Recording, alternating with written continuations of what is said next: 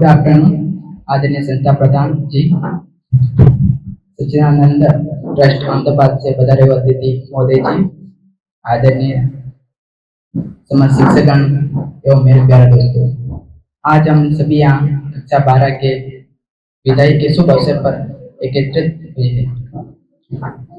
कार्यक्रम को शुरुआत करने से पहले मैं संस्था प्रधान जी सर एवं सच्चिदानंद ट्रस्ट अहमदाबाद के अतिथि से निवेदन करता हूं कि अपना स्थान पर ग्रहण करें। धन्यवाद।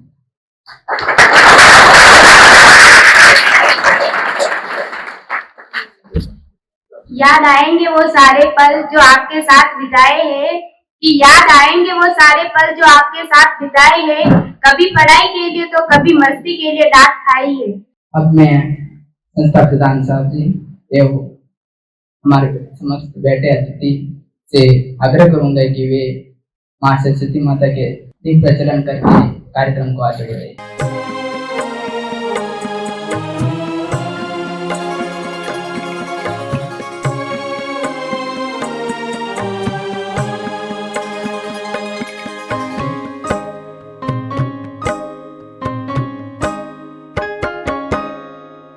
श्रीमुखे सरस्वती वै मोक्षमूल अहो महाज्ञानदानि स्वै संज्ञसिद्ध प्रत्यक्षमयी वीतराग प्रागट्य नित्य अमी अहि। हार को जीत की एक दुआ मिल गई, हार को जीत की एक दुआ मिल गई, तप्त मौसम में जैसे ठंडी हवा मिल गई, और आप आए श्रीमान, यूं लगा कि हमारे जख्मों को दवा मिल गई।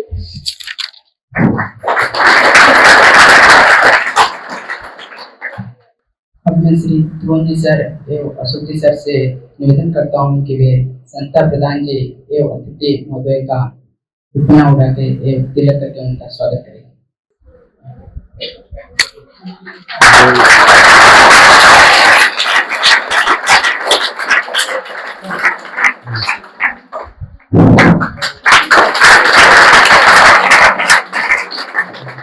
अब मैं श्री ध्रुव जी सर से आग्रह करता हूँ कि वे आइए और 2 शब्द कहिए।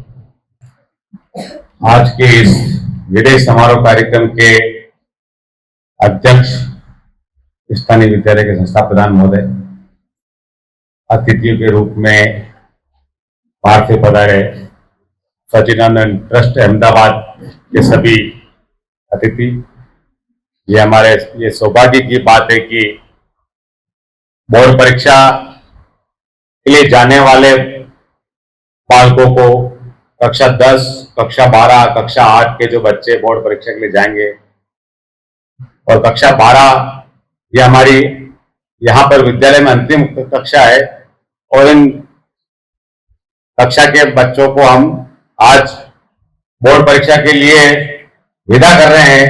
और इस अवसर पर आपका यहाँ पधारना हुआ और आप इन्हें आशीर्वाद देंगे, निश्चित तौर पर ये इन बच्चों के लिए परम सौभाग्य की बात है कि आध्यात्मिक जगत से जुड़े हुए महापुरुष हमारे बीच में पधारे और शिक्षा के क्षेत्र में आध्यात्म के महत्व को बताते हुए निश्चित तौर पर इन बच्चों का इस वर्ष का परिणाम काफी अच्छा रहेगा।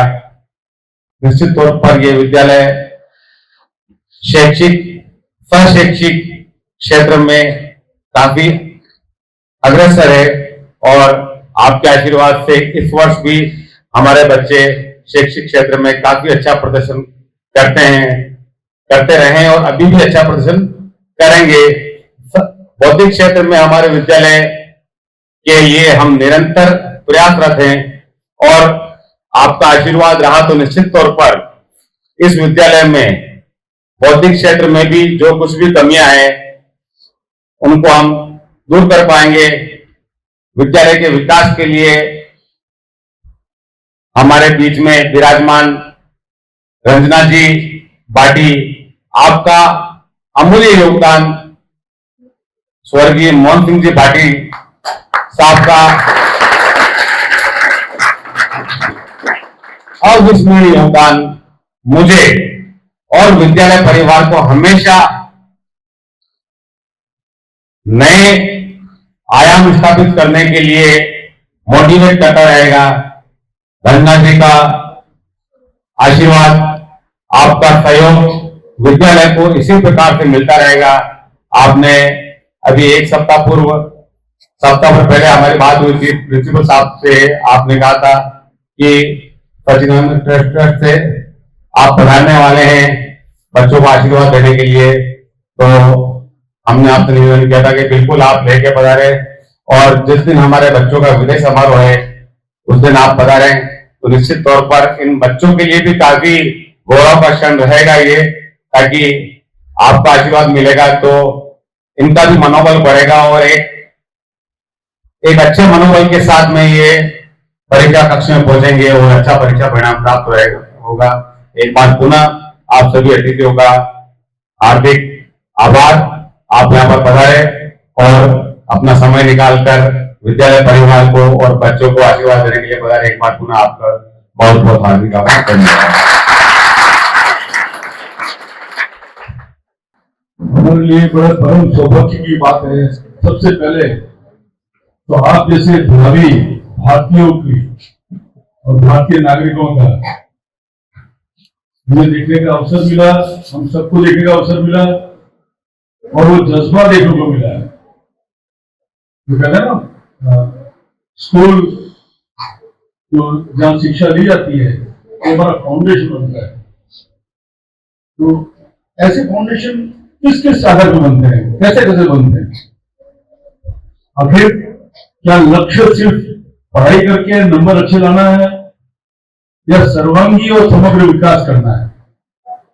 अगर सर्वांगी और समग्र विकास हम करते हैं, उसकी विज्ञान को समझते हैं, तो फिर जिस चीज को मुझे प्राप्त करना है वो प्राप्त की हुई चीज टेम्परेरी नहीं होगी, वो परमानेंट होगी। कोई भी चीज हमें कोई चीज आवे चली जाए ऐसा चाहिए जो मुझे हमेशा के लिए मेरे पास रहे।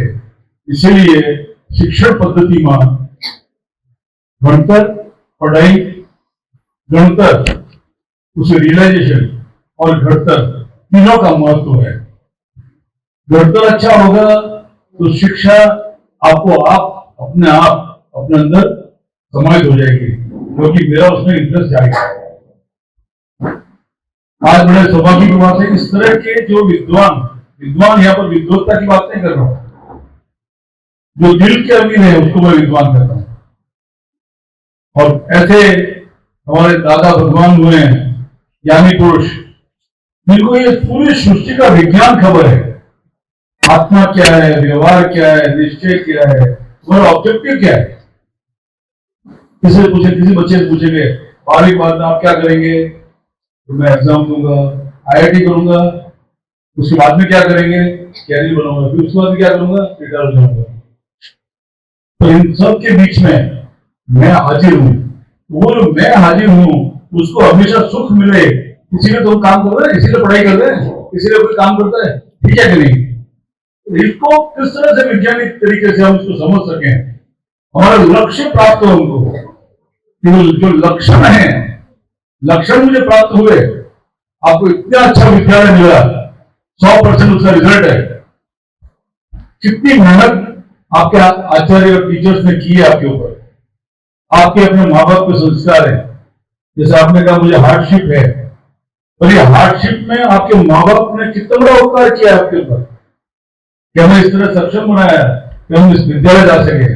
और विद्यालय अगर जाते हैं तो उनके विश्वास पर जा रहे हैं जो यहाँ पर पढ़ाते हैं। तो इसी प्रकार से आज के इस पावन अवसर पर जब कुछ लोग विदाई ले रहे हैं, और विदाई किसे ले रहे हैं, आगे भावी प्रगति के लिए। कुछ लोग अंदर समाहित हो रहे हैं, हर एक की क्लास आगे बढ़ रही है। ऐसे समय में स्वामी जयमेश्वरानंद जी आपके बीच में है। स्वामी जो स्व से जीता है, स्व की अवि से जीता है। दादा भगवान एक ज्ञानी पुरुष थे, विज्ञानी पुरुष थे, जैसा मैंने बताया, और उनसे दीक्षित ऐसे आपके पुत्र, क्योंकि दादा भगवान को छोटी उम्र मिले तो मन वचन काया थे, ब्रह्मचर्य पालना है, ऐसा उनको अपने आप से उदय में आया। और उसके बाद ये मन वचन गाया, मेरा सिर्फ लोगों के कल्याण के हेतु से और मेरा जाए जो दादा भगवान का अपनी इच्छा थी, और मेरा खुद का भी कल्याण उसमें समाविष्ट है, कारण दूसरे के कल्याण में मेरा खुद का कल्याण है। ये अपनी भारतीय संस्कृति का पाया है। भारतीय और भारतीयता ये कितनी अच्छी लगती है, दिल को छू जाती है, दिल की बात है। क्योंकि अंदर का जो विज्ञान है वो अंदर के विज्ञान से बाह्य विज्ञान शोभित होता है। तो ऐसी बातचीत करने के लिए जय शरण जी आए हैं। सबसे पहले आप निडरता के साथ बात करिए। हमारे आचार्यगण और हमारे शिक्षकगण यहाँ पर हाजिर है, मैं तो उनको भी विनती करूंगा, आप भी पूछिए। हम सब ज्ञान के लिए बालक हैं, आप जैसे ही हैं, मैं भी उनके साथ बालक की तरह से रहता हूँ। और हमें जो भी हमें शंका आती है, संशय आते हैं, प्रश्न, कितने प्रश्न होते हैं, सुख चाहिए परमानेंट, सुख मिलता है टेम्पररी। चाय पीता हूँ जब तक सुख मिलता है, 2 घंटे बाद फिर से चाय पीनी पड़ती है। तो ऐसा कोई सुख है क्या जो हमें को परमानेंट रहे? ऐसा कुछ भी अपने उससे पूछ सकते हैं, मेरा कर्तव्य क्या है, मेरे में ऐसा क्या लक्ष्य मैं करूँ ताकि मेरे लक्षण खड़े हो जाए। लक्ष्य को मेरा कैरियर बनाने का है तो उसे लक्षण चाहिए ना, तो लक्षण और लक्ष्य को मैं जोड़ के रखूं, वो सेतु बन सकूं, ऐसा क्या है? तो यही उनका आशीर्वाद है, ताकि हम वह दृष्टि लेकर जाएं, उस दृष्टि के विकास से अपना सर्वांगी विकास हो। इसके लिए जय शरण जी आप लोगों के साथ बातचीत करेंगे। इनकी शैली अलग है, यहाँ व्याख्यान नहीं है, यहाँ बोलने वाला बोल रहे हैं, आप सुन रहे हैं, नहीं, प्रश्नोत्तरी के रूप में ये बातचीत होगी। किसी को भी प्रश्न है हाथ ऊंचा करें, जब उनका नंबर आए तो आप प्रश्न पूछ सकते हैं। बराबर है? समझ में आ गया? हमारी बात समझ में आई सर? अपना मैंने यदि आप मैंने जो मारवाड़ बोली, जय सच्चिदानंद।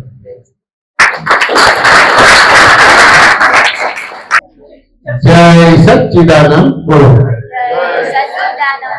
जय सच्चिदानंद, जय सच्चिदानंद, जय सच्चिदानंद, जय सच्चिदानंद। नमो अरिहंताणम, नमो सिद्धाणम, नमो आयरियाणम, नमो उज्जायाणम, नमो लोई सप्पसारणम, ऐसो पंचनमुक्कारो सब पावपनाशो मंगलानं च सर्वेसिं परमं हवै मंगलम्। ओम नमो भगवते वासुदेवाय, ओम नमः शिवाय। जय सच्चिदानंद। यहाँ से बोला आशीर्वाद के लिए आया है ये मेहमान, तो आपको आशीर्वाद चाहिए कि नहीं चाहिए?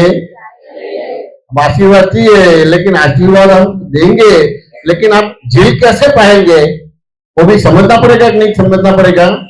तो ये जो मैंने मंत्र बुलाया है, तो मंत्र आपको क्या लगेगा? पहला जो मंत्र है जैनों का मंत्र है, दूसरा मंत्र है वैष्णव का मंत्र है, और तीसरा मंत्र है शैव का मंत्र है। सही मायने में ये किसी धर्म का मंत्र नहीं है, जो बोलते हैं उसका मंत्र है। कैसे? तो इसके अर्थ में जाते हैं, नमो अरिहंताणम, यानी अरिहंत परमात्मा को मैं नमस्कार करता हूं। अरि यानी दुश्मन। अब दुश्मन किसको बोलते हैं? क्रोध, मान, माया, लोभ। उसको सनातन धर्म में बोलना जाए तो षड रिपु को अपने आप दुश्मन बोला जाता है। और दुश्मन के ऊपर जिसने विजय प्राप्त किए है, ऐसे पुरुषों को अरिहंत परमात्मा बोला जाता है। और ऐसे अरिहंत परमात्मा को मैं नमस्कार करता हूं। समझ में? क्यों नमस्कार करना है? भगवान ने दुश्मनों के ऊपर विजय प्राप्त कर दिया है, और दुश्मनों ने आपके ऊपर विजय प्राप्त कर दिया है। तो अभी आपको दुश्मन के ऊपर विजय प्राप्त करना है, क्रोध, मान, माया के ऊपर विजय प्राप्त करना है, तो आप उसका विनय करेंगे तो आपको वो बल मिलेगा, और वो बल से आप अपने दुश्मन के ऊपर विजय प्राप्त कर देंगे। समझ में आने? दूसरा नमस्कार है नमो सिद्धाणम, यानी मैं सिद्ध परमात्मा को नमस्कार करता हूं। सिद्ध परमात्मा यानी क्या? जो जन्म मरण से परे हो गए हैं, जो जन्म मरण से परे हो गए, अपने को जन्मना होता भी और मृत्यु भी होता है, समझ गए ने। तो अपने को जो जन्म मिला है वो 4 गति और 84 लाख योनि में घूमने के लिए नहीं मिला है, किसी के बच्चे बनने के लिए नहीं मिला है, डॉक्टर इंजीनियर बनते तो उसके लिए नहीं मिला है, शादी करते तो किसी के हस्बैंड या वाइफ बनने के लिए नहीं मिला है, पिताजी बनते हैं तो किसी के फादर और मदर बनने के लिए मिला है, अपने आप को पहचानने के लिए मिला है। लेकिन अपने आप कैसे पहचानेंगे? लेकिन जो दुश्मन के ऊपर विजय प्राप्त कर दिया है उसके ऊपर आपको उसका विनय करेंगे तो वो बल आपको देंगे, तो आप दुश्मन के ऊपर विजय प्राप्त करेंगे, तो जन्म मरण से चक्राओं में से मुक्त हो जाएंगे, यानी सिद्ध परमात्मा हो जाएंगे। तो सिद्ध परमात्मा को नमस्कार क्यों करना है? क्योंकि वो अपना लक्ष्य है, वहां जाना है, लेकिन प्राप्त कैसे करना है, अचीव कैसे करना है? तो हरियन परमात्मा से प्राप्त कर सकते हैं, समझ में आने। अब सबसे श्रेष्ठ मंत्र मंत्र है, सिद्ध भगवान को बोला जाता है, लेकिन उसको दूसरे क्रम में रखा है, पहले क्रम में हरियन को रखा है। वो सजीवन है, जीवित है, और सिद्ध परमात्मा वो शरीर ही नहीं है, अशरीरी है। तो जो सशरीर है उससे ये बल मिलता है और फिर अपने दुश्मन के ऊपर विजय प्राप्त कर देते हैं, तो फिर अपने जन्म मरण से चक्राओं में से मुक्त हो जाता है। तीसरा नमस्कार, नमो आर्य ज्ञान, यानी आचार्य भगवंतों को मैं नमस्कार करता हूँ। आचार्य भगवान किसको बोलते हैं? जो भगवान ने आचार बताए हैं वो पालन करते हैं और उस औरों को पालन करवाता है। उसको टेक्निकल के रूप में जानना है तो जिसको प्रतीति, लक्ष्य और अनुभव हो गया है, उसको एक सूत्र के रूप में समझना है। जो प्रिंसिपली जो सैद्धांतिक जीवन जीते हैं, इसको आचार्य भगवान बोलते हैं, और ऐसे आचार्य भगवंतों को मैं नमस्कार करता हूँ, समझ गए ने। अब आचार्य भगवंतों को कुछ साधना नहीं करने की होती है, उसको वर्तना में आता है, कुछ शास्त्रों का अभ्यास नहीं करना है, वो अपने आप चरितार्थ होता है, वर्तना में आते हैं। तो ऐसे पुरुषों को आचार्य भगवंत बोलते हैं, और ऐसे आचार्य भगवंतों को मैं नमस्कार करता हूँ। नमो अवज्ञानम, यानी उपाध्याय भगवंतों को मैं नमस्कार करता हूँ। उपाध्याय भगवंतों किसको बोलते हैं? जो पढ़ते हैं और औरों को पढ़वाता है। अब पढ़ते हैं औरों को पढ़वाता है यानी क्या है कि मान लो कि आप 12वीं कक्षा में है, एग्जाम दिया और परसेंटेज आया 90-95% आए, तो नेचुरली आप डॉक्टर या इंजीनियर बनेंगे। अब डॉक्टर या इंजीनियर बनेंगे तो पैसे की ज्यादा जरूरत होगी।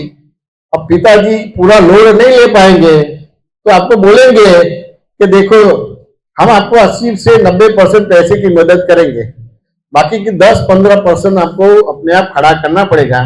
तो आप पिताजी को निशंक कर देंगे कि घबराने की जरूरत नहीं है, मेरे को 95% 90% आए हैं तो मेरे को समाज में से स्कॉलरशिप मिलेगी, समझ मैंने।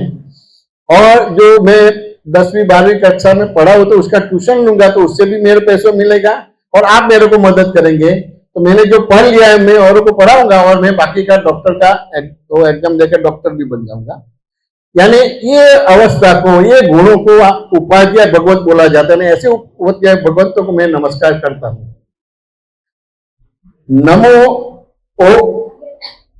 नमो लोहे सर्व साधु, ये लोग के सर्व साधुओं को नमस्कार करता हूं।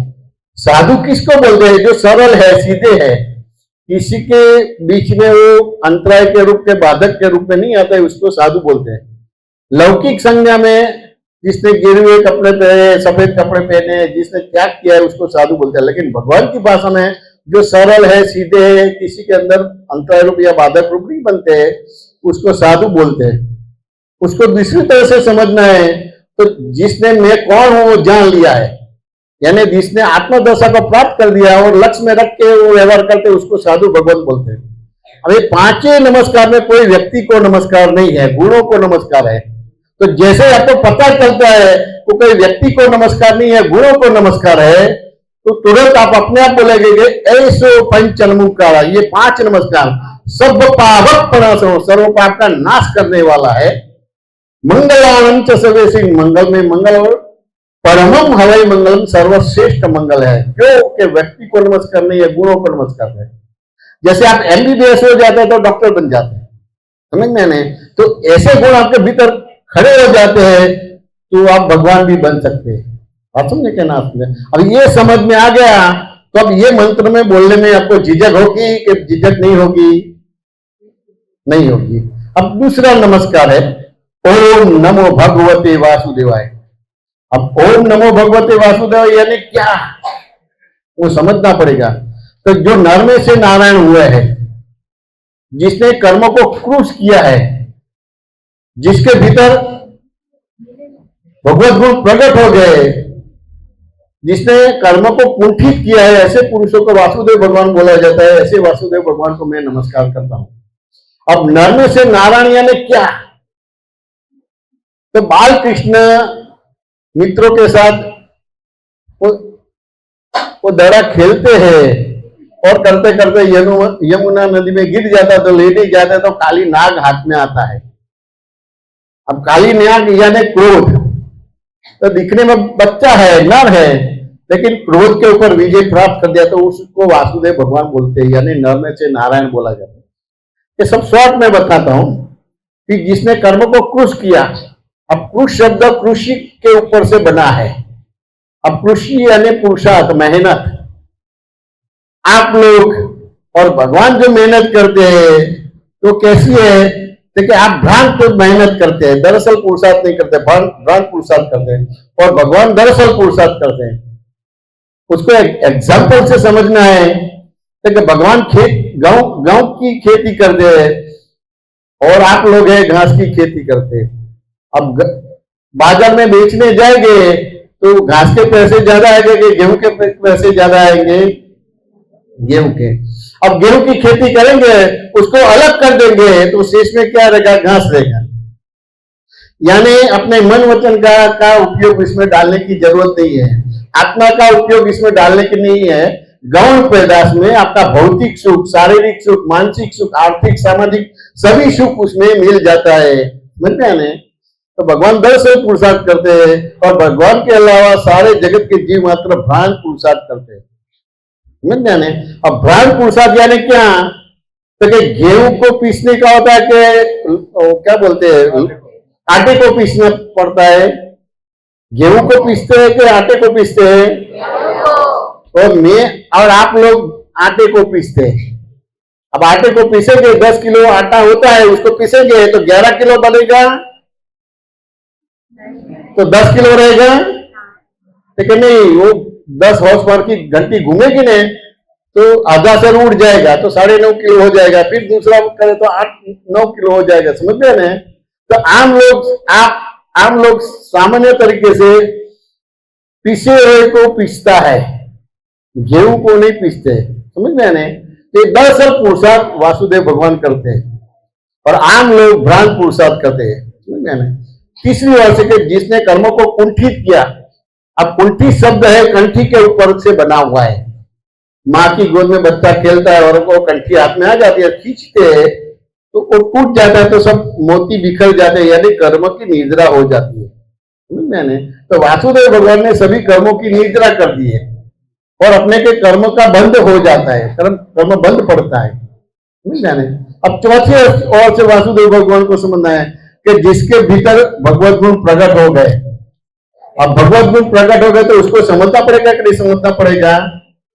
तो भी मैं एक प्रश्न करूंगा और कोडलेस माइक बच्चे को देना। क्या नाम है आपका? माइक में बोलना। निशिता। अब बैठे ही रहना। अब वैसे तो ये बहनों को ये प्रश्न नहीं पूछना चाहिए, और पूछेगा तो क्रिमिनल गुना बोला जाएगा, फिर भी मैं पूछ लेता हूं। निशिता, आपको चाय बनाना आता है? अभी आप आवाज इतनी हो जाएगी कि बड़ी हो जाएगी? बड़ी हो जाएगी कि छोटी होगी? आवाज छोटी होगी कि बड़ी होगी? तो नहीं, बड़ी होगी। बहनों को ये नहीं पूछ सकते। क्यों? तो जैसे बहनों को पूछे कि आपको चाय बनाना आता है तो क्या बोलेंगे? क्या बोले? हम बहनों को पूछते हैं चाय बनाना आता है, हम चाय भी बनाते हैं और रसोई भी बनाते हैं, घर गृहस्थी भी हम चलाते हैं, और घर में छोटे मोटे फंक्शन होते हैं, बर्थडे होती है बच्चे की, तो बाहर से होटल से मंगवाते नहीं है, कोई रसोई वाला बुला के रसोई बना के खिलाते नहीं है। हम बहनों इकट्ठा होके सब प्रसंग निपट लेते हैं, यानी चाय के कर्ता बन गए, रसोई के कर्ता बन गए, घर गृहस्थी चलाने वाले हो गए और छोटे मोटे फंक्शन निपटने वाले हो गए। यानी कितना कर्ता भाव आया कि नहीं आया? चलो अब करता है तो मैं बोलूंगा यहाँ बैठे बैठे चाय बना के पिलाओ तो पिला सकेंगे निशिता जी? नहीं। तो ये नजर जाएगी। तुम बोले कि यहाँ क्यों देखते हैं? तो चाय रसोई घर में बनती है तो तुम्हें मेरे को प्रश्न होगा कि रसोई घर चाय बनाता है कि आप चाय बनाता है? तो कि नहीं, चाय तो मैं बनाती हूँ, नहीं जाने। अब आप नहीं होगा तो रसोई घर बोलेगा मैं बनाता हूँ, तो आप नहीं होगा तो चाय नहीं बनेगी, समझ जाने। रसोई घर बोलता मैं होगा तो आप नहीं होगा तो चाय नहीं बनेगी, और रसोई आप बोलेंगे मैं बनाती हूँ तो रसोई घर नहीं होगा तो चाय बनेगी। यानी दो संयोग इकट्ठा हुआ। तो जो 100% करने वाले थे इसमें 50% कट गया, है ना। 50% करने वाले हो गए और 50% और करता हो गया। अब रसोई घर है, आप है, लेकिन पीने वाला नहीं होगा तो चाय बनेगी? 3 सहयोग इकट्ठा हुआ। तो अभी आप 100% करने वाले हो गए, 33% करने वाले हो गए। अब पीने वाला है, बनाने वाला है, रसोई घर है, लेकिन पतीली नहीं होगी तो 4 सहयोग हुआ। यानी 25% करने वाले 75% और करता। फिर दूध चाहिए, पानी चाहिए, चीनी चाहिए, चाय की पत्ती चाहिए, सब चाहिए कि नहीं चाहिए? वो आंखों से दिखाई देने वाले सहयोग यानी स्थूल। वैसे आंखों से नहीं दिखाई देने वाले सूक्ष्म, और जहां बुद्धि भी पहुंच नहीं पाती ऐसे सूक्ष्मतर और सूक्ष्मतम, यानी स्थूल, सूक्ष्म, सूक्ष्मतर और सूक्ष्मतम, ये सभी संयोग इकट्ठा होता है तब एक चाय बनती है। बात समझ में आए? अब ये समझ में आए तो अब 100% करने वाले हो गए 0.0000001% हो गए निशिता जी। तब समान हमारे यहाँ आके हो और हम सब काम करने की हाथ न हो तपेली चाय पत्ती सब। हाँ, यानी 0.001% करने वाले हो गए। यानी केवल प्रेजेंस आपकी, पतीली की प्रेजेंस, दूध की प्रेजेंस, वो पतीली दूध का रोल नहीं करेगा, दूध और पतीली का रोल नहीं करेगा, पतीली और दूध चीनी का रोल नहीं करेगा, चीनी और दूध और पतीली का रोल नहीं करेगा। बात समझ मैंने? तो सब उसके स्वाभाविक क्रिया के कर्ता बने और विभाविक क्रिया के अकर्ता बने, यानी निमित्त नैमित्तिक कर्ता बनेंगे। बात समझे नहीं? स्वतंत्र करना नहीं बनेंगे। तो ऐसे गुण जिसके भीतर प्रकट हो जाता है उसको भगवत गुण बोला जाता है, और ऐसे भगवत गुण जिसके भीतर खुला हो जाता है उसे वासुदेव भगवान बोला जाता है। समझ गए? ये अपने इस तरह से दर्शन नहीं करते हैं, सिन्हा जी का या वासुदेव भगवान का इस तरह से दर्शन नहीं करते हैं, समझ जाने। तो ये वासुदेव भगवान के गुरुओं को नमस्कार करना है, व्यक्ति को नमस्कार नहीं करना है। जैसे मंदिर और मूर्ति एक होता है कि अलग होता है निशिता जी? मंदिर और मूर्ति एक है कि अलग है? देखिए मंदिर और मूर्ति अलग है। ये निशिता जी ये मंदिर है और भीतर जो भगवान है वो अलग है, समझ गए? तो मैंने ढीलोना करके वो जो भीतर वाला भगवान को रियलाइज करवा दिया, समझ गए? कि क्या बोलते मंदिर है निशिता जी, वो मंदिर है, देर बोलते, देरासर बोलते, मंदिर बोलते। बात समझे हमने? जैसे मंदिर में कंस्ट्रक्शन होता है ना, इसको मंदिर बोलते हैं, और अंदर मूर्ति अलग होती है कि नहीं होती है? शरीर। बात समझे मैंने? तो ये मंदिर के अंदर जो भगवान है उसका रियलाइज करवा रही है, जिसके भीतर भगवत गुण प्रकट हो गए ऐसे पुरुषों को वासुदेव भगवान बोला जाता है, और ऐसे वासुदेव भगवान को मैं नमस्कार करता हूँ, समझ गया ना? अब तीसरा मंत्र ओम नमः शिवाय, यानी मैं शिव परमात्मा को नमस्कार करता हूँ। शिव यानी कल्याण स्वरूप। अब सनातन धर्म में भगवान का स्वरूप क्या बताया? निरंजन निराकार बताया। हम निरंजन निराकार यानी वो देख नहीं सकते या उसका फोटो या वीडियो नहीं ले सकते। हम उसको समझना तो कैसे समझेंगे? देखिए ओम नमः शिवाय यानी कल्याण स्वरूप। अब कल्याण स्वरूप यानी उसको समझना पड़ेगा। तो आज से 70-80 साल की बात करेंगे ना निशिता जी, तो जब हम स्कूल जाते थे तो गांव में ज्यादा ले जाते थे। तो जैसे गांव में एंट्री होती थी ने तो आम का पेड़ दिखता था, जामू का पेड़ दिखता था, चीकू का पेड़ दिखता था। अब आम का पेड़ दिखेगा तो कंट्रोल रहेगा कि नहीं रहेगा? मेरे को तो नहीं रहता है। अब वो आम का पेड़ तो बहुत ऊपर होता है, ऊंचा होता है। अब आम खाना है, वो पत्थर लेगा और उसको मारेगा, तो क्या देगा आम का पेड़? आम देगा। और आपको पत्थर मारेगा तो सामने मारेंगे। अब पूरा आम का पेड़ का जीवन देखो, एक भी फल वो खाता है? नहीं खाता है। आप समझे ना? अब माँ बाप सब आपको पढ़ाता है, संस्कार देते, सब करते हैं, सेट करते हैं, लेकिन कहीं ना कहीं वो वृद्धाश्रम में बाबा को छोड़ देते हैं, समझ गए? और ये पूरा आम का पेड़ जो औरों के लिए है, उसकी छाए है, उसके पत्ते है, उसका लकड़ा है, औरों के लिए है। वहां हिंदू जाता है, मुसलमान जाता है, अमीर जाता है, गरीब जाता है, रोगी जाता है, निरोगी जाता है, पढ़ा लिखा जाता है, अनपढ़ जाता है, छोटे जाते बड़े जाते, सबको फल देता है। ये निष्पक्षपाती है। समझे ने? तो आम का पेड़ निष्पक्ष है, लेकिन आम आदमी है वो सब पक्षपाती है। अब ये मंत्र समझ में आ गया तो कोई व्यक्ति को नमस्कार है कि गुणों को नमस्कार है? गुणों को नमस्कार है। अब जैसे ही मालूम पड़ गया कि कोई व्यक्ति को नमस्कार नहीं है, गुणों को नमस्कार है, बात समझ में आने? तो जैसे ही गुणों का विनय करेगा तो आपके भीतर वो गुण प्रकट हो जाएंगे, समझ में आने? तो आपके भीतर जो भगवान है वो खुला हो जाएगा। एक आदमी दादा के पास आया, बहुत दुखी था। अब दुखी होता है तो उसकी जो उसका व्यवहार होता है ना, वो विनम्रता वाला नहीं होता है। तो दुखी दादा सीधा ही बोला, मेरे को भगवान का एड्रेस दो। तो दादा ने उसकी स्टाइल में बता दिया, जहां भेद है वहां भगवान नहीं है, जहां अभेदता है वहां भगवान है। तो अभी मैंने आपको समझाया, तो आपको आप भेद वाले हो गए क्या अभेद हो गए? निशिता जी अभेद हो गए। समझे? तो जहां अभेदता है वहां भगवान है। जहां भेद है वहां भगवान नहीं है। अब जैसे ये समझ में आ गया तो आपकी समझ है तो भूल रहित हो गई कि भूल सहित हो गई? निशिता जी भूल रहित हो गई कि भूल सहित हो गई? यानी भूल निकल गई कि रही? निकल गई। निकल गई। अब निकल गई, अब भूल है तो अहंकार आपके भीतर है, और समझ आपकी सही हो गई तो निरअहंकारी हो गए। यानी अब ये इससे व्यवहार नहीं करेंगे, आशीष चाहिए तो यहां से व्यवहार होता है। और जैसे आपकी जो गलतियां है निकल गई, भूलें निकल गई, तो यहां से व्यवहार होगा, हृदय से व्यवहार होगा। यानी आशीष यानी और कोई शीश ले लेना, यानी अहंकार ले लेने का। अब अहंकार किसको बोलते हैं वो समझना पड़ेगा कि नहीं समझना पड़ेगा? तो क्या अहंकार किसको बोलते हैं? जो है ही नहीं इसको है बोलते हैं, इसको अहंकार बोलते हैं। मैंने हम पूछे कि आप कौन है, तो आप क्या बोलेंगे कि मैं निशिता जी हूं। तो वाक्य सही है कि सोचने जैसा है? तो क्या आपको सही लगता है तो आप निशिता जी है कि आपका नाम निशिता जी है? मेरा नाम है, माई नेम इज निशिता हूं है माई, यानी माई है उसको आई बोल दिया, यानी अहंकार हो गया। समझ में? मेरा नाम निशिता है, मैं नहीं हूं, लेकिन मेरा नाम निशिता और मैं ही निशिता हूं, इसके अहंकार बोला जाएगा। तो ये दृष्टांत से मैंने आपको आशीर्वाद दिया, या ना आपका अहंकार ले लिया। मैंने आपकी जो समझ थी, जो गैर समझ थी, जो ना समझ थी, वो समझ ले ली और आपको सही समझ बिठा दिया।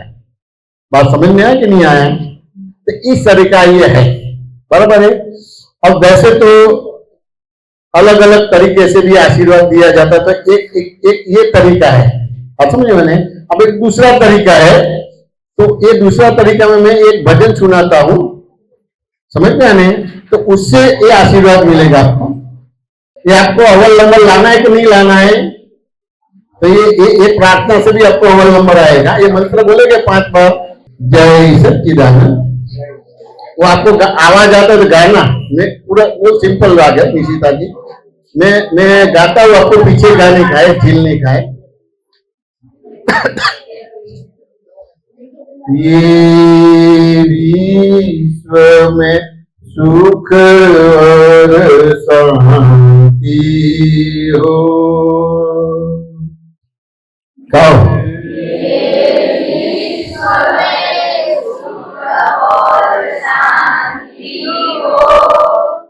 ऐसी करुणा कर देना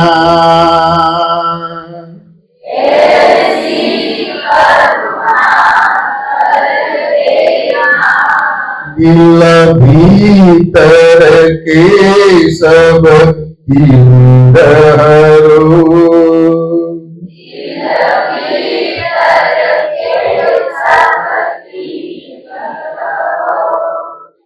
कारण तारण परमात्मा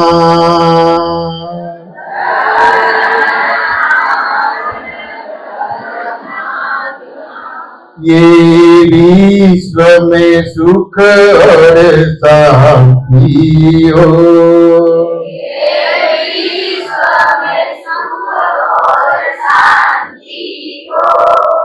ज्ञानांजनाए प्रगट पुरुष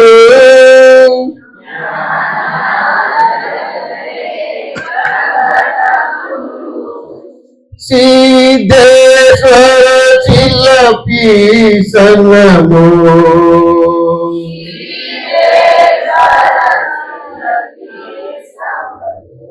सब जीव को आत्म प्राप्ति जो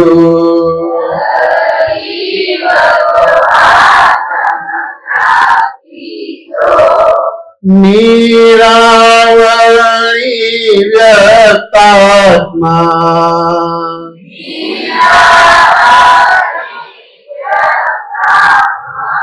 ये विश्व में सुख और शांति हो।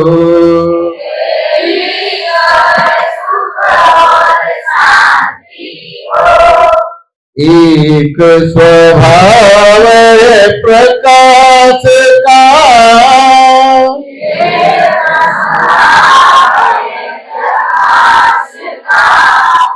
चाहे किसी भी दीप में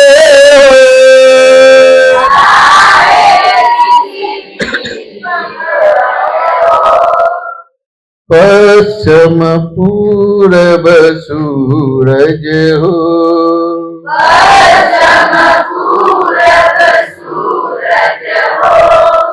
निष्पक्षी है किरणात्मा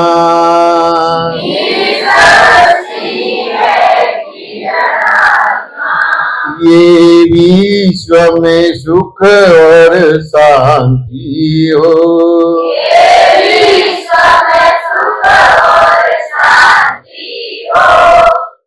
निसंशय ओ महेश्वरा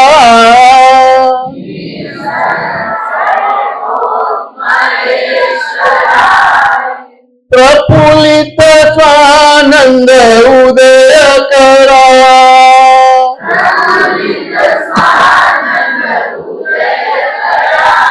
उदयंत तल की जगमग जो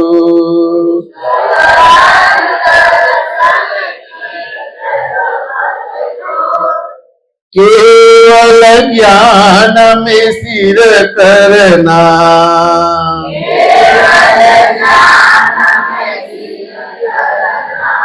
ये विश्व में सुख और शांति हो।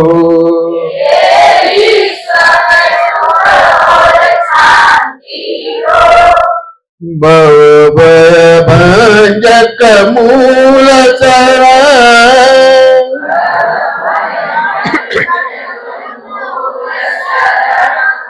आपस कटते जन्म मरण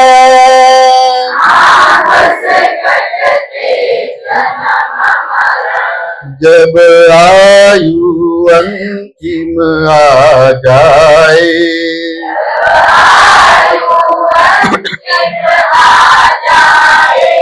तुम तू चरणों में लेना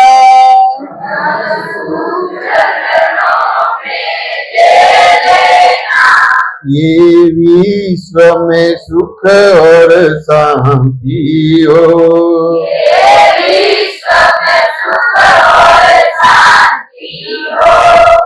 ऐसी करुणा कर देना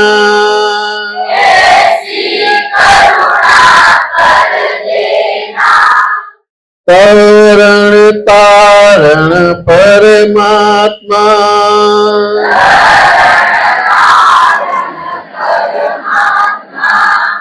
निरावर ही व्यक्तात्मा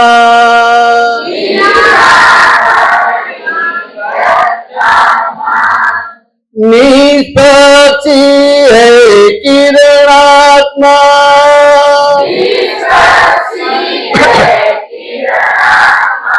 हमें केवल ज्ञान में स्थिर करना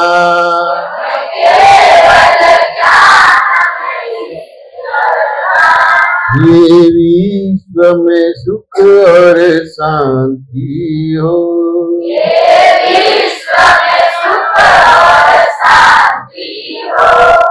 शांति हो। अब आपको सुख अच्छा लगता है कि दुख अच्छा लगता है? तो कहाँ मिलता है? कहाँ मिलता है? बिग बाजार में मिलता है? अमेज़न में कहाँ मिलता है? कौन सी दुकान पे मिलता है? वो मालूम नहीं है, समझ गए नहीं? तो अभी आपको सुख अच्छा लगता है, दुख अच्छा क्यों नहीं लगता है? अब सुख अच्छा लगता है तब सुख देने से सुख मिलेगा कि दुख देने से सुख मिलेगा? निशिता जी, सुख देने से सुख मिलेगा कि दुख देने से सुख मिलेगा? सुख मिलने से सुख मिलेगा, दुख देने से नहीं मिलेगा। फॉर एग्जाम्पल, वाव में कुएं में जाके बोलेंगे कि आप चोर है, तो वहां से प्रतिध्वनि क्या आएगा? वो सुनने में मजा आएगा? तो फिर वो आवाज सुनने में अच्छी नहीं लगती है, तो फिर क्या बोलना चाहिए कि आप राजा है, तो सुनने में अच्छा लगेगा नहीं? यानी ये वाव और कुछ नहीं है, वो आपका जो प्रतिध्वनि वापिस आता है। तो आप सुख देंगे तो आपको सुख मिलेगा। तो ये आपको पैसा देना नहीं पड़ेगा, केवल आपको सुख देना है तो सुख आपको मिलेगा। बात समझ में आया कि नहीं है? अब सुख कैसे देना है वो समझना है कि नहीं समझना है? कैसे देंगे सुख आपको? देखिए, आप जो भी भगवान को मानते हैं वो भगवान को प्रार्थना करने का, समझे ने?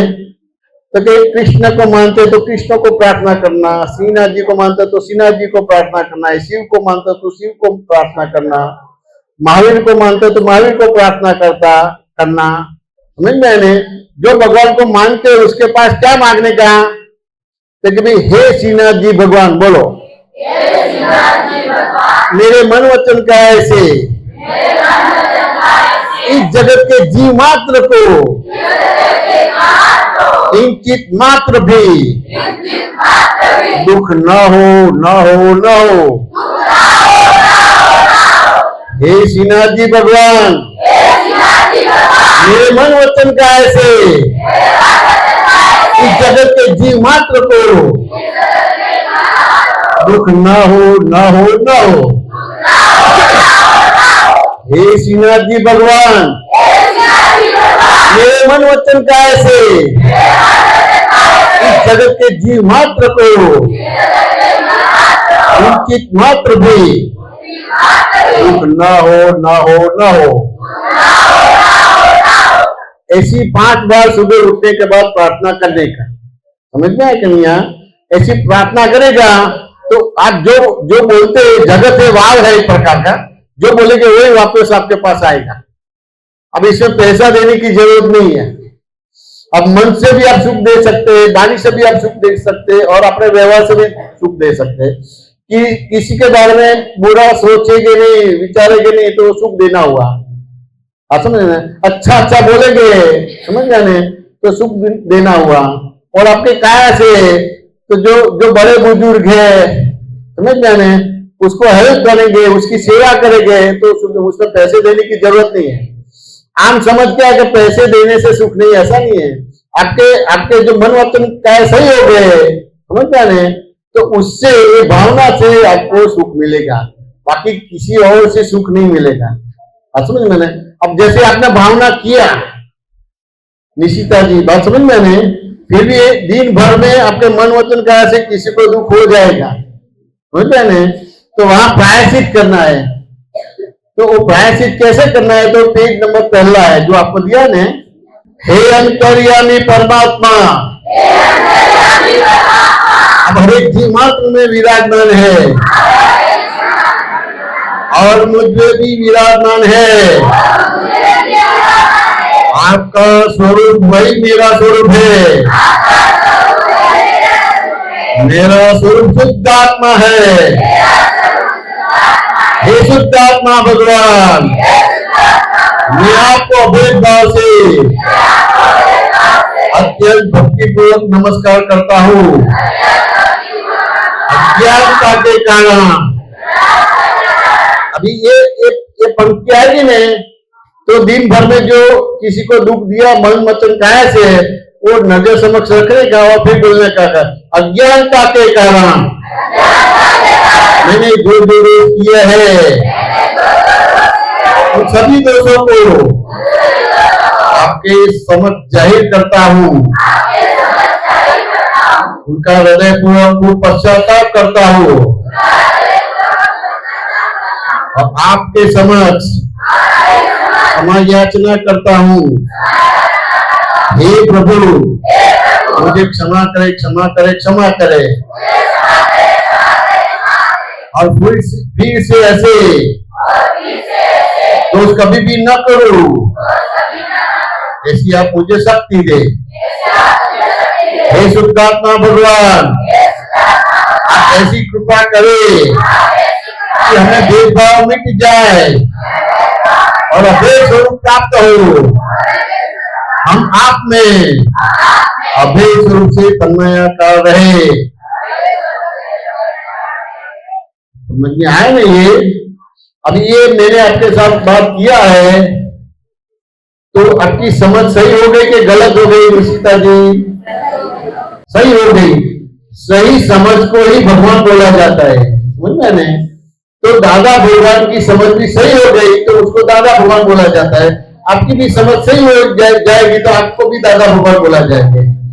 तो हर एक व्यवहार में कहीं ना कहीं आपको एज इट इज दिखता नहीं है, समझ में? लेकिन आपका व्यवहार कैसा है कि ऐसे दिखता है, उस तरह से व्यवहार करते हैं, उस हिसाब से आपकी समझ गलत है, उससे दुख होता है। कोई आपको दुख नहीं देता है, उसको एक दृष्टांत से समझना है कि निशिता जी आपको तैरना नहीं आता है, स्विमिंग पूल के पास खड़े रहे, कोई जल्दी जा रहे हैं, टक्कर लग गई, बैलेंस नहीं रहा, स्विमिंग पूल में गिर गए, मर गए, तो आप क्या बोलेंगे? इसने मुझे धक्का दिया, उस हिसाब से मर गया।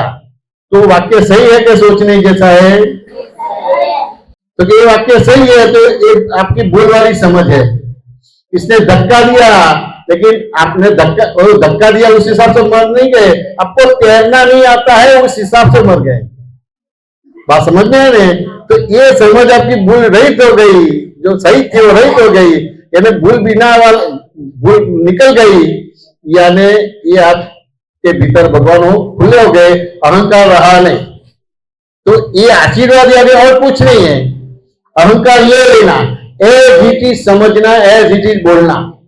लेकिन एक दृष्टांत से मालूम पड़ा कि इसने मेरे को धक्का दिया, उस हिसाब से मैं मर गया। नहीं, आपको तैरना नहीं आता है, उस हिसाब से मर गए। समझ में? यानी सभी प्रॉब्लम जो खड़ा होता है आपसे खड़ा होता है, कोई और से नहीं खड़ा होता है। जैसे वाव में आपने बोला चोर है, तो उस हिसाब से आपको सुनाई दिया। लेकिन भ्रांति क्या होती है कि जैसे मैं बोलती हूँ उस हिसाब से वाव ने बोला, उस हिसाब से एक्शन रिएक्शन चलता है। बात समझ में आया कि नहीं आया? लेकिन आपको मालूम पड़ गया कि वाव बोलता नहीं है, मैं बोलता हूँ, वही प्रतिध्वनि वापिस आता है। आप एक बार बोलेंगे, लेकिन वो एक बार नहीं बोलेगा, 5-6 बार बोलेंगे, अब चोर है, चोर है, चोर है, चोर है, चोर, फिर शांत हो जाएगा। आप समझ में आने? तो प्रॉब्लम का कारण जगत नहीं है, आप है। समझ में? और जैसे ही आपकी जो समझ सही हो गई तो सभी प्रॉब्लम सॉल्व हो गया, यानी आपको सही आशीर्वाद मिल गया। या स्कूल में आपको अपनी कैरियर बनाना है, अपनी लाइफ बनाना है, वो आपको संस्कार मिलता है। और सनातन धर्म में आपकी दृष्टि है वो सही कर देने की पड़ती है, यानी बहिर्मुख दृष्टि है वो अंतर्मुख दृष्टि हो जाती है। और जैसी दृष्टि सही हो गई तो सृष्टि उस हिसाब से बन जाता है। जैसे यह उंगली करने के मेरे पिताजी है, अब लड़की बन गई। अब समझे नहीं, ये मेरा भाई है तो अब बहन बन गई, ये मेरा हस्बैंड है तो आपका धर्म पत्नी बन गई। आपको बनने की जरूरत नहीं है, यानी आपकी जैसी सृष्टि जैसी दृष्टि है उसकी सृष्टि बनानी नहीं पड़ेगी। समझ मैंने सही होगी। अब उसको एक दृष्टांत से समझना है कि मैं आपके सामने बैठा हूं, आप मेरे सामने बैठे हैं। अब मैं आपको देखूंगा तो आप सीधे दिखाई देंगे कि उल्टे दिखाई देंगे? सीधे। अब मैं दीवार की ओर दृष्टि करूंगा और मेरे को आपको देखना है तो देख पाऊंगा? अब दीवार की ओर दृष्टि रख के इधर घूमूंगा तो दिखेगा? अब दीवार की ओर दृष्टि है और मैं 180 डिग्री घूमता हूं, लेकिन दृष्टि दीवार की ओर है तो दिखेगी कि नहीं दिखेगी? निशिता दिखेगी। समझे? कैसे है बताओ? ये दीवार की ओर है,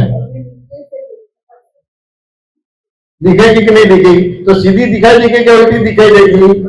उल्टी। तो आपको लगेगा 5-25 सेकंड के पहले तो आप ये सीधी दिखाई देती थी और उल्टी क्यों हो गई, तो आप चौकन्ने हो जाएंगे।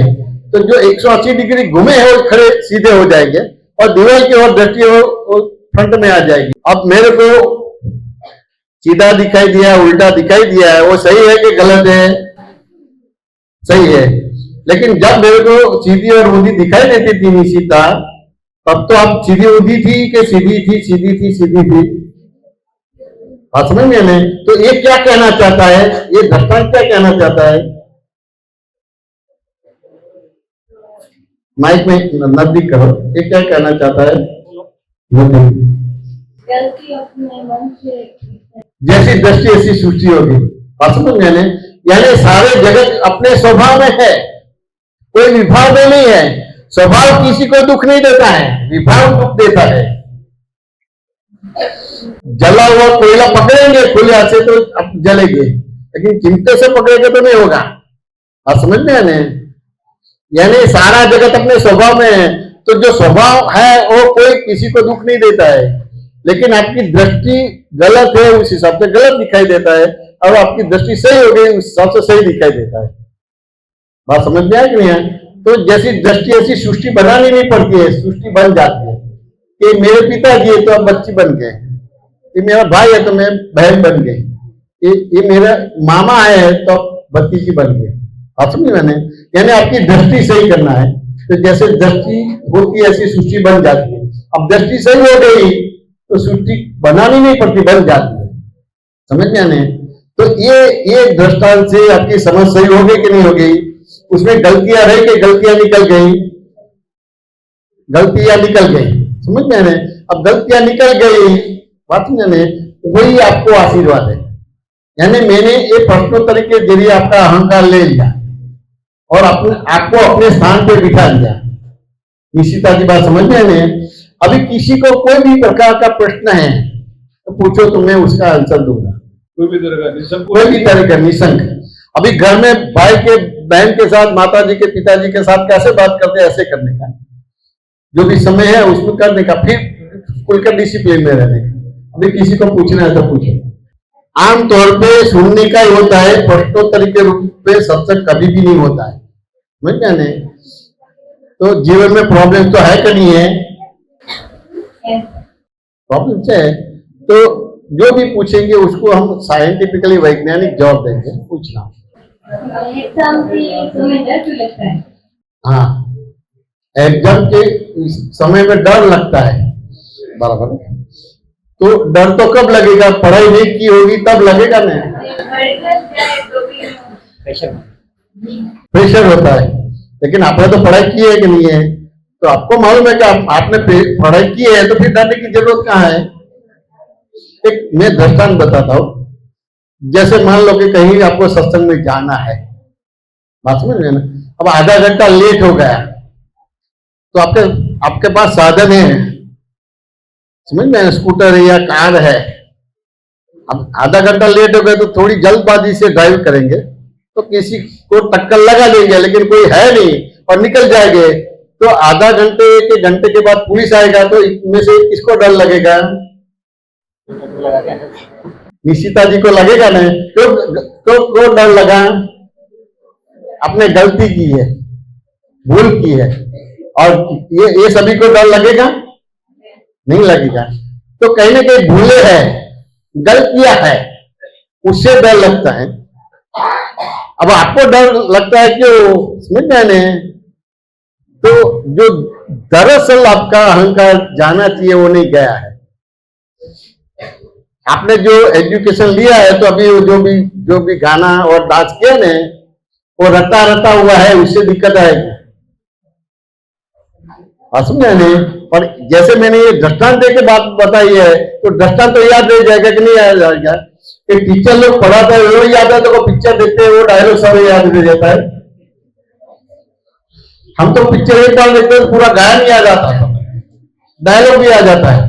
कितने लोग थे? 3 लोग थे, अब 5 थे और वो 3 लोग है, वो डायलॉग याद आता है कि नहीं आता है? तो वहां वो पिक्चराइज कराता है, रियलाइज कराता है। तो आप पढ़ते हो तो रटा रटा हुआ नहीं, लेकिन रियलाइज करने का है। समझ गए ना? और फिर भी डर लगता है, समझ गए ना? तो बहुत तरीके से समझना है, लेकिन आप अपने आप को तो इतना तो समाधान दे सकते हैं कि भी आपने पढ़ा है। एट ए टाइम तो सब आएगा नहीं, एट ए टाइम तो नहीं आएगा। अब वो करेंगे तो 2-4 चीज याद आएगी, फिर नहीं आएगी, लेकिन जब आप एग्जाम में बैठेंगे तो आपको याद आएगा। जैसे मेरे को यहाँ सत्संग करना है, अलग अलग जगह पे अलग अलग रिस्पॉन्स मिलेगा। आप समझे ना? अभी मैं जो स्कूल में गया था वो प्राइमरी वाला था, तो आपने जो रिस्पॉन्स दिया उसमें 100% माइनस रिस्पॉन्स था। तो आपके साथ जो बात कर पाए वो बात मैं ना कर पाया, तो मैं गलत नहीं हूं। बात समझ में? और आप थोड़े समझदार है, पढ़े लिखे है, बात समझ में, तो समझ में आया तो वातावरण अच्छा बना। तो कहीं ना कहीं ये समझना चाहिए कि क्या है।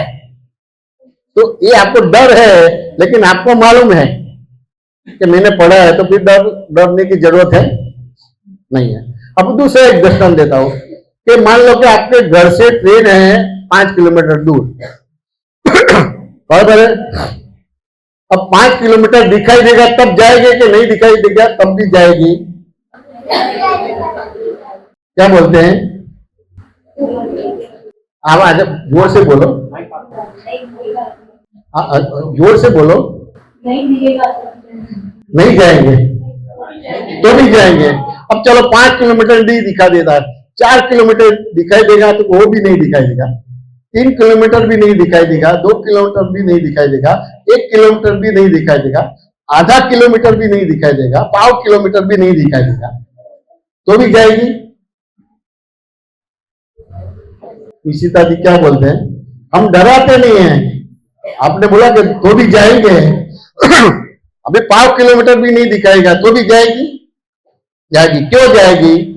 क्योंकि आपको 1/4 किलोमीटर नहीं दिखता है, लेकिन 20 मीटर तो दिखता है ना। तो कुदरत का नियम कैसा है? जैसे 20 मीटर चलेगी अपने आप 20 मीटर दूसरा आ जाएगा, दूसरा 20 मीटर चलेगी अपने आप दूसरा 20 मीटर आ जाएगा। इन्हें जा पाएगी कि नहीं जा पाएगी? एग्जाम में भी उस तरह का है। इसी तरह की बात समझ में आया कि नहीं आया? एक ही साथ में सभी याद नहीं आएगा। तो आपको 20 मीटर दिखाई दिया या ना 5 किलोमीटर पहुंच जाएगी। अब ये आवरण क्यों है? जो आप है नहीं उसको है माना है कि मैं ही निशिता जी हूं। अब आपका नाम है, आप नहीं है, समझ गए? तो मेरा नाम अलग है और मैं ही अलग हूं, समझ गए? वो लाइन ऑफ डिमार्केशन होगा, यानी दही में बिलो ना करेगा और मक्खन अलग जो हो जाएगा, पानी अलग हो जाएगा, तो आपका एज इट इज दिखाई देगा।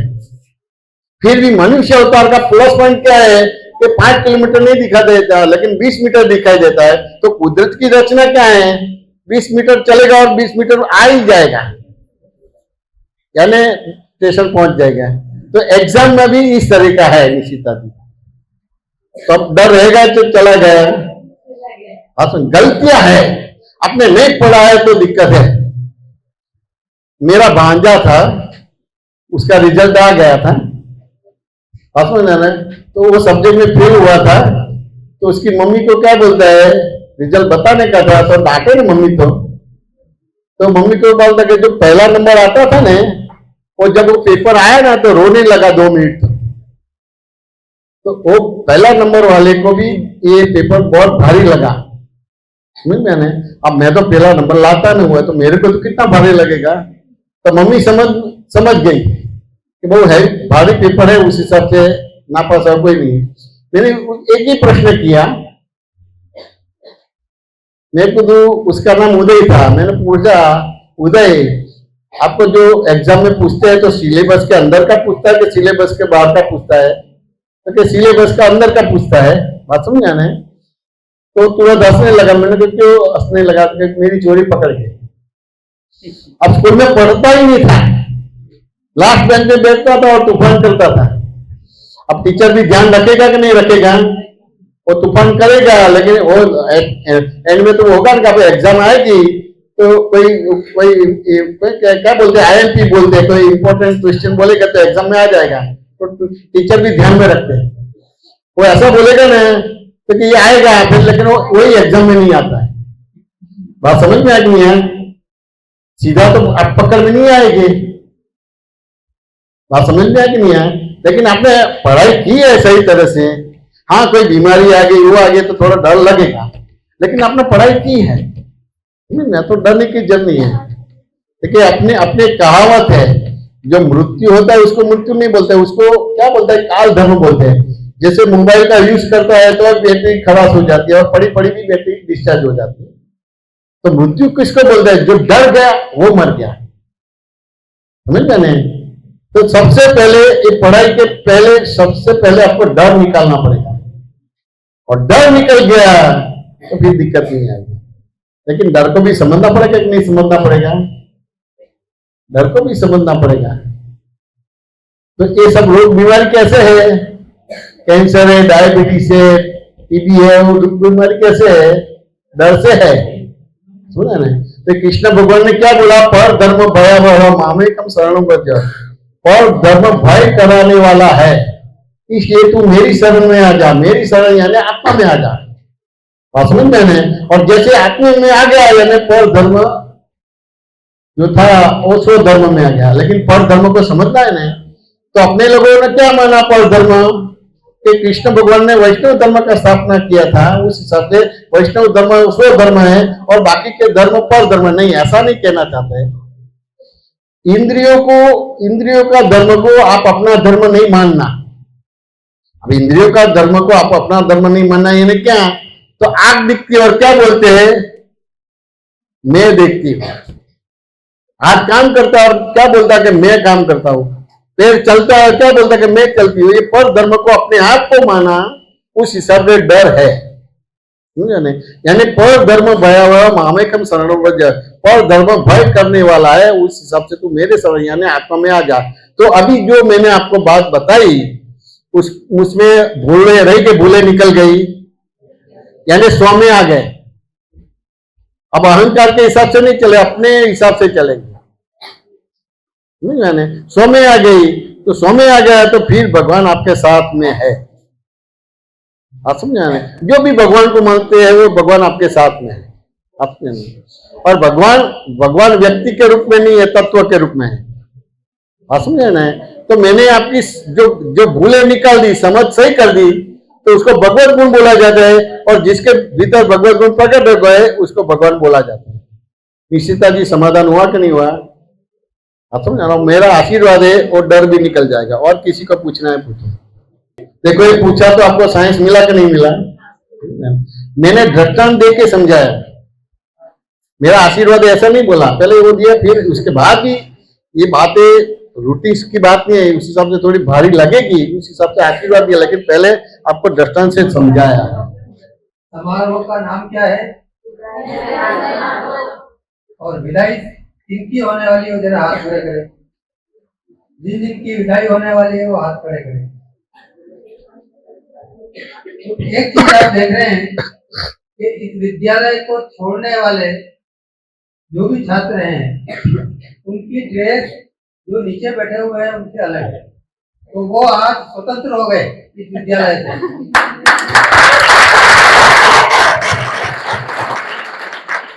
एक बात बताइए मुझे, स्कूल में जब एंट्रेंस है तो एंट्रेंस के दरवाजे के 2 पिलर है।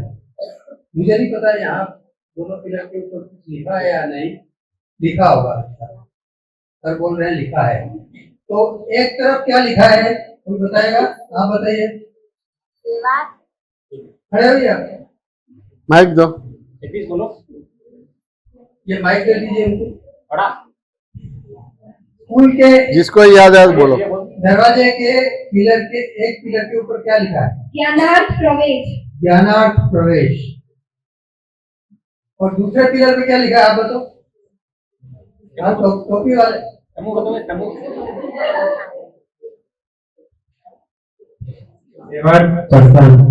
सेवार्थ प्रस्थान।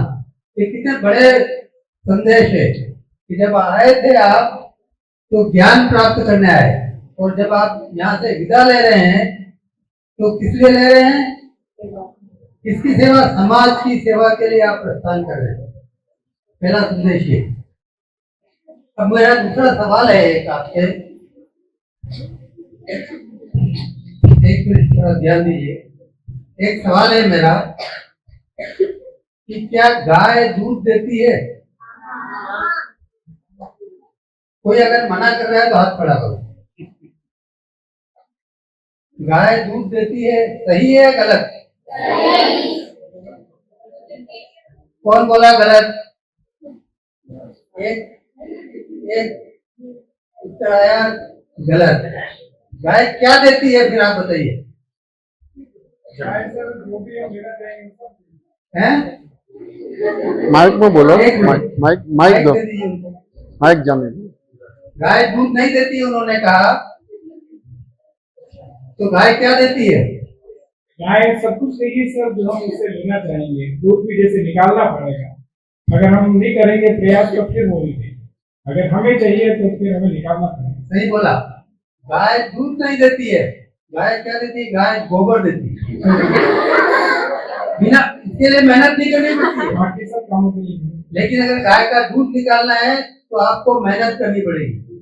तो आप लोगों के लिए भी एक ही संदेश है जो यहाँ से विदाई ले रहे हैं कि जीवन में अगर कुछ पाना है तो आपको मेहनत करनी पड़ेगी।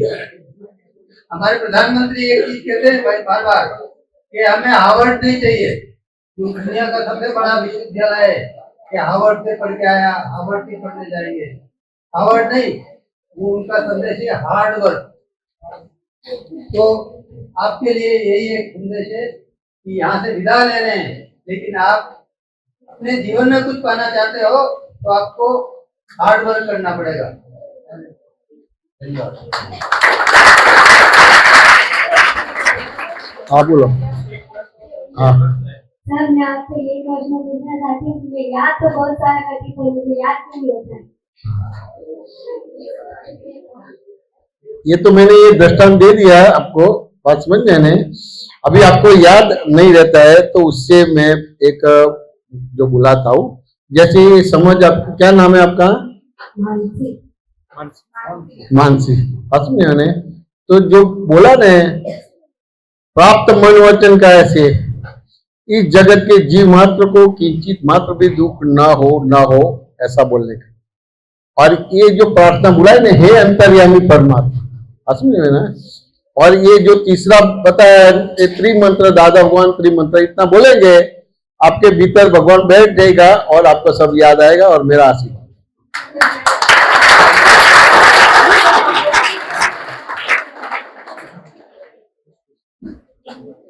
आप पूछना है तो बहुत अच्छा है, आपने सब अच्छा बोले, सब कुछ बोले, लेकिन ये थोड़ी शैली अलग है।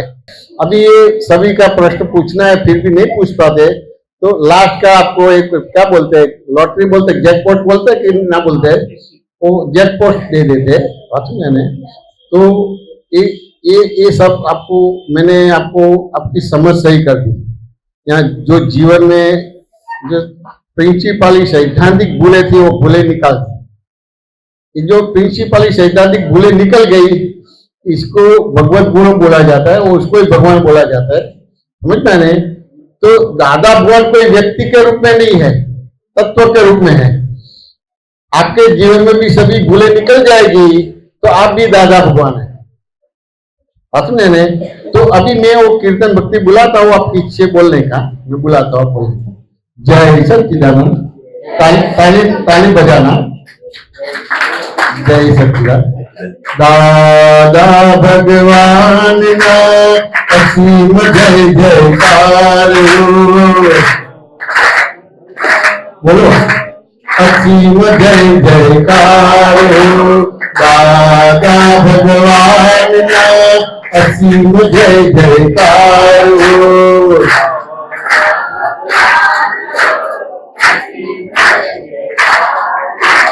दादा भगवान का असीम जय जयकार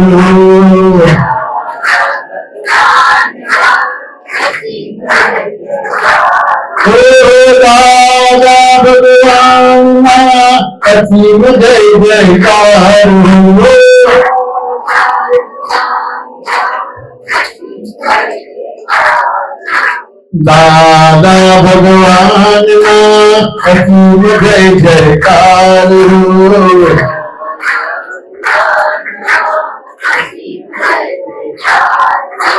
दादा भगवान ना असीम जय जयकार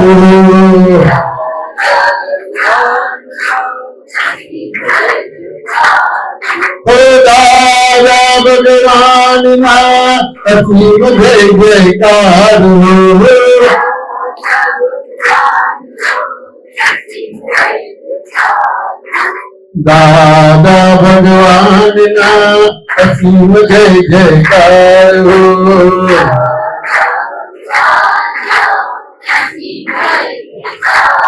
जय सच्चिदानंद। और मीणा पानी के चरणों में वंदन। आज के इस हृदय समारोह को आध्यात्मिक रंग प्रदान करने के लिए हमारे बीच उपस्थित सच्चिदानंद संघ अहमदाबाद से जय मेशानंद जी, उत्तम भाई साहब, सामोता जी और उनकी पूरी टीम, और हमारे विद्यालय के रीढ़ की हड्डी कह सकता हूं मैं उनको, आदरणीय दिवंगत मोहन जी भाई साहब। वो तो हमारे बीच नहीं है, लेकिन उनकी यादें निरंतर हमें बनी रहती है। उनकी प्रतिनिधि के रूप में मैडम रंजना जी का स्वागत करता हूँ विद्यालय में। विद्यालय के स्थापक साथीगण, आज की इस कार्यक्रम के सितारे विदाई ले रहे हमारे कक्षा 12 के छात्र और प्यारे छात्र छात्राओं और 11वीं क्लास के विशेष रूप से छात्र जिन्होंने इस पूरे कार्यक्रम को डिजाइन किया है, सभी का सहयोग रहा, मातृशक्ति की कृपा रही, सहयोग बैठा कि आपका विद्यालय में आगमन आज ही के दिन हुआ। क्योंकि पिछले 3 दिनों से हमारी ड्यूटी कहीं दूसरी जगह लगी हुई थी नीट एग्जाम के दौरान, तो मेरी फोन पे बात हो रही थी और सर से बात निरंतर हो रही थी और सर मैडम से कांटेक्ट में थे और बातचीत चली थी। मैडम से पहले ही हमारी बात हो चुकी थी। मैडम ने कहा था कि 1 से 10 तारीख के बीच में गुरु जी को हराएंगे, तो हमने प्लान किया कि हम उसी दिन विदाई भी अब बोलेंगे, इस दोनों काम हमारे साथ हो जाएंगे। और आज का सहयोग बैठा है, निश्चित तौर पर हम आपका विद्यालय में अभिनंदन करते हैं और आपका आशीर्वाद इस विद्यालय को और आगे बढ़ाएगा, निश्चित तौर पर ऐसी मैं कामना करता हूँ। जो बालक आज विदाई लेकर जा रहे हैं बारी वाले, क्योंकि अभी मेरे साथ समझक बैठे, उन्होंने बीच में माइक पर कुछ बातें कही, बहुत अच्छा लगा मुझे। तो जैसे उन्होंने बताया था कि ज्ञानार्थ, प्रवेश और सेवार्थ प्रस्थान, तो वो जो चीजें हैं अपने गेट पे लिखी हुई है। आपका इस विद्यालय से कार्य पूरा हो चुका है, अब आपको जाना है। और उन्होंने सबसे बढ़िया एक छोटा सा सूक्ष्म अन्वेषण किया, मुझे बहुत अच्छा लगा कि अब ये इस विद्यालय के बंधनों से मुक्त हो गए, इनके ड्रेस के कलर बदल गए। मुझे बहुत अच्छा लगा कि सर ने बहुत ही बारीकी से इस चीज को पकड़ा कि ये इस विद्यालय के बंधनों से मुक्त हो चुके हैं। स्वाभाविक है, बोर्ड का रूल्स है कि बोर्ड परीक्षाओं की 14 दिन पूर्व हम विदाई दे देते हैं बोर्ड के बच्चों को। और तो चूंकि ग्रामीण परिवेश है और जैसा कि आप लोग जानते हैं, घर में पढ़ाई का ऐसा कोई माहौल है नहीं, तो हमने इनको रोक के रखा है। और हमने अभी भी आज हम विदाई दे रहे हैं, लेकिन इनको कहने की निरंतर आप जुड़े रहें हमसे, ताकि एग्जाम्स के लिए कोई टिप्स हैं वो सर और मैडम आपको तुरंत देते रहेंगे और आपका जो स्कोर है वो अप होगा, फायदा मिलेगा हमें। तो ऐसी स्थिति में जो विदाई लेकर जाने वाले बालक हैं उनको वैसे मैंने क्लास में भी अलग से इंस्ट्रक्शन दिए हैं। आप लोगों के लिए अब जो है समय बहुत ही नपा खुला है, अच्छे से आपको तैयारी करनी है। स्ट्रेस तनाव के प्रबंधन के बारे में तो गुरुजी ने बहुत कुछ बताया, जैसे कि इससे निशिता ने और एक दो बालकों ने प्रश्न पूछे थे। तो स्वाभाविक है कि गुरुजी की बातों का सूक्ष्म विश्लेषण अगर हम करें, वैसे मैंने इस बुक्स को देखा था 122 अध्याय में आपने बहुत सारे प्रश्नों का हल दे रखा है, क्योंकि ये बुक मेरे पास बहुत पहले आ चुकी है और उस बुक को मैंने देखा तो 122 अध्याय में आपने बहुत सारे प्रश्नों का हल हमें दिया है। मेरा भी कोई प्रश्न था पर मैं पूछ नहीं पाया क्योंकि मुझे पता उसका हल उस बुक में है और वो कुछ थोड़ा सा ऊपर लेवल का था, तो मैंने उसमें देखा, उसमें 73 के नंबर पे वो था मेरा प्रश्न। तो उन प्रश्नों का अभी मैं उसको पढ़ नहीं पाया हूँ, लेकिन उस बुक को जब हम पढ़ेंगे निश्चित तौर पर बहुत सारे प्रश्नों का हल उसमें मिलेगा। आपके जो प्रखर विचार हैं वो हमें लाभान्वित करेंगे निश्चित तौर पर। तो जो 12वीं के बालक हैं वो इस आध्यात्मिक जो हमें आशीर्वाद मिला इस कवच को अपने साथ रखें और निश्चित तौर पर परीक्षा में तनाव से मुक्त रहकर परीक्षा दें, अच्छा परिणाम हमें मिलेगा। अभी एक बालिका का प्रश्न था कि मुझे कुछ याद नहीं होता है और मुझे परीक्षा हॉल में तनाव सा महसूस होता है। तो क्योंकि मैं भी ठाकुर जी की नगरी का ही रहने वाला हूँ, तो प्रभु श्रीनाथ जी और कृष्ण एक ही स्वरूप है। तो कृष्ण का गीता में जो उपदेश उसमें एक श्लोक है, उसमें प्रभु ने कहा है कि अनन्याश्चिन्तयन्तो माम ये जना पर्युपास्ते तेषां नित्याभियुक्ता नाम योगक्षेम वहाम्यहम्। प्रभु ने कहा है कि निश्चित होकर सब कुछ मेरे पे छोड़ दो। कर्म जरूर करना है लेकिन निश्चित होकर सब कुछ मेरे पे छोड़ दो, तुम्हारा भला और बुरा तो मुझे नहीं करना है, आपको कोई टेंशन लेने की जरूरत नहीं, तो सारा काम प्रभु ही करेंगे। और दूसरा जो है कर्मण्येवाधिकारस्ते मा फलेषु कर्मण्येवाधिकारस्ते मा फलेषु कदाचन मा फलेषु, थोड़ा सा चुप रहा हूं उसमें, तो उसमें कर्म की प्रधानता कही है कि कर्म हमें करना है। ऐसा नहीं कि भगवान पे निश्चित हो जाए और फिर अब कर्म ही नहीं करें तो फल नहीं मिलने वाला। तो कर्म आप करते जाइए और फिर सारा भगवान पे छोड़ दीजिए, तो निश्चित तौर पर आपको फल मिलने वाला है। कहीं कोई घबराने वाली बात नहीं, क्योंकि आपकी लाभ और हानि को प्रभु ही वहन करेंगे। तो मेरा आप लोगों से कहना है कि आप अपनी तैयारी में कोई कसर नहीं छोड़े, कोई कमी नहीं छोड़े, और फिर जो होना है वो तो हरि हाथ है, वो हमारे हाथ नहीं है। तो आप तैयारी करें। और जैसा कि अभी तरुण जी सर ने जब अपने वक्तव्य में बताया था कि पिछले 2018 से जब यहाँ से 10वीं क्लास के बैच निकले चले हैं और उसके बाद 22 से हमारे 12वीं क्लास की जो बैच बने हैं सारे में 100% परिणाम आया। तो ऐसा जो परिपाटी हमारी बन चुकी है उसको हमें बनाए रखना है, ये भी हमारे लिए चुनौतीपूर्ण कार्य है। वैसे स्टाफ के सभी साथी प्रयास कर रहे हैं और आप लोगों को इसमें अपनी आहुति देनी है समर्पण के भाव से, तो निश्चित तौर पर हमारा परिणाम अच्छा होगा। और ये जो परिपाटी हमारी बनी हुई है 100% परिणाम वाली, वो निश्चित तौर पर इस साल भी बनी रहेगी। मातेश्वर का प्रसाद हमें मिलता रहता है, आशीर्वाद मिलता रहता है। और आज जो आध्यात्मिक शक्तियां हमारे साथ आई हैं निश्चित तौर पर उसका भी प्रभाव हमें परिलक्षित होगा इस परिणाम में। मैं कार्यक्रम की पूर्णता की ओर जा रहा है। मैं एक बार विद्यालय परिवार की ओर से आप सभी अतिथियों का विद्यालय में अभिनंदन करता हूं। और मेरा एक आग्रह आपसे रहेगा, जैसे मैंने मैडम से भी कहा था, क्योंकि मोहन जी पाटिल साहब थे, वो तो हमारे निरंतर संपर्क में रहते थे और वो विद्यालय की हर आवश्यकताओं से परिचित थे। अभी हमारे पास बहुत सारी कमियां हैं, बच्चों में टैलेंट की कोई कमी नहीं है। जैसा कि आपने अभी देखा होगा 2 घंटे के इस कार्यक्रम में आपने भी खोज किया है कि निश्चित तौर पर बच्चे प्रतिभाशाली हैं और एक नया ट्रेंड है। मेरे हिसाब से सिटी के स्कूल्स में जैसा नहीं होता उससे भी बेटर ये बच्चे करते हैं। जैसा कि सर ने हमारी उपलब्धियां बताई थी, रिजर्व बैंक का जो कंपटीशन होता है उसमें जिले लेवल पर हमारे बच्चे गए थे, लोग तो उन्होंने विजेता थे लोग के, तो जिले लेवल में उन्होंने टाइप में हमारा 2nd पोजीशन बना, तो उनके ऊपर हम गए थे, उनको भी नाम मिला था। एनएमएमएस जो राज्य स्तरीय परीक्षा होती है उसमें हमारे बच्चे सेलेक्ट होते हैं, टीचर्स डे होते हुए उसकी तैयारी करवाते हैं और उनको भी 12,000 रुपए पर ईयर स्कॉलरशिप मिलती है। 4 साल तक 9वीं 10वीं 11वीं 12वीं 4 ईयर तक मिलती है। तो हमारे बच्चे फाइट करें। पिछली बार भी हमारे जो 2 बच्चियां थी 12वीं की 82% बनाए थे उन्होंने, और एक बच्ची को कालीबाई स्कूटी फ्री में स्कूटी मिली थी और बहुत सारे बच्चों को भारतीय और बालिका प्रोत्साहन पुरस्कार भी मिल रहा है जो राज्य सरकार की योजना है। तो हमारे बच्चे बहुत ही अच्छा काम कर रहे हैं और बच्चे भी इसके ऊपर आगे बढ़ रहे हैं। मैं चाहता हूँ कि अगर गुरु जी का, क्योंकि आपके संपर्क में बहुत बड़े बड़े लोग हैं, अगर आप थोड़ा सा इसमें प्रयास करेंगे और हमें थोड़ा सा, क्योंकि आज जो युग है वो आज प्रधान है, सुविधाओं बिना काम नहीं चलता है। हमारे विद्यालय से भी सर समर्था जी मुझे पूछ रहे थे कंप्यूटर की टीचिंग होती कैसे यहाँ पर, तो मैं सर को मैंने बताया कि मेरे यहाँ तो कंप्यूटर ही नहीं, इवन हमारे ऑफिस वर्क के लिए कंप्यूटर नहीं, जबकि आज का सारा काम हम ऑनलाइन करते हैं। तो हमने भाटी साहब को भी पहले निवेदन किया था, हम प्रयास करते हैं हर बार। तो मैं चाहता हूँ कि आपके कोई भी सोर्सेस हैं उनका भी आप हमें लाभान्वित करें। तो विद्यालय के हित में, जैसे मैंने आने के बाद बहुत सारे काम करवाए, अभी मैं आपको दिखाऊंगा, ये मातेश्वरी का मंदिर हमने बनाया है, आरो लगवा दिया हमने, ऐसे बहुत सारे छोटे छोटे काम करने, फर्नीचर वगैरह देखने सारे मैंने करवाया सेट। तो हम भामाशाह को पकड़ लेंगे, हमारे सोच सीमित है और आपके हाथ लंबे हैं, सीधी सी बात है। तो आप अपने इन संपर्कों का प्रयोग करेंगे और थोड़ा हमें लाभान्वित करेंगे, तो एक दूरगामी जो क्षेत्र हमारा है, बच्चों को कुछ लाभ मिलेगा और बच्चों का जो टैलेंट है वो प्रकट हो पाएगा, निरंतर वो आगे बढ़ते रहेंगे और आपकी ये छोटी सी जो सहयोग की जो भावना रहेगी, ये आने वाले बच्चों के लिए बहुत बड़ी सफलता सिद्ध होगी। ये अपने करियर को उज्जवल कर पाएंगे। मेरा आपसे अनुरोध रहेगा कि आप विद्यालय के हित के लिए, क्योंकि आप दूर हैं परंतु हम हमारे मन मिल चुके हैं, तो हम कोई दूर नहीं है और हमारे निमित्त हैं रंजना जी भाटी मैडम, तो हमारा संपर्क उनके माध्यम से निरंतर बना रहेगा। तो हमारा आपसे आग्रह रहेगा कि विद्यालय के हित के लिए आप कोई भी सहयोग जरूर करवाएं, ऐसी मेरी अपेक्षा रहेगी। बहुत बहुत धन्यवाद सभी अतिथियों का।